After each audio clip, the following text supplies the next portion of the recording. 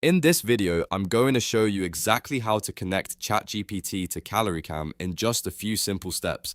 This is a super useful setup if you want to streamline your workflow and make it easier to use CalorieCam through ChatGPT.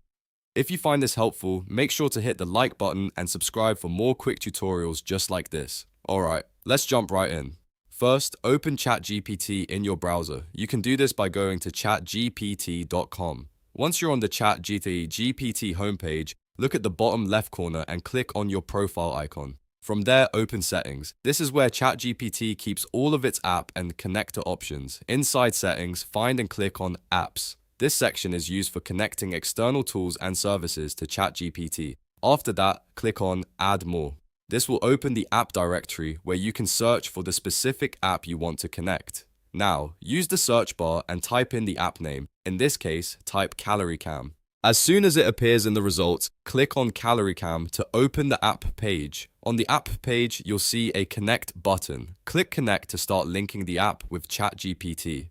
ChatGPT may ask you to confirm the connection one more time, so go ahead and click Connect again. This is a normal authorization step, and it helps make sure you really want to give ChatGPT access to the app. Once that is complete, the connection process is almost done. Next, click on New Chat. This opens a fresh conversation where the connected app can be used right away. Then click the plus icon in the chat box so you can access additional tools and connected app options. After that, click on More. This is where you'll find the app integration you just connected. Now select CalorieCam from the list, and that's it. ChatGPT is now connected to CalorieCam.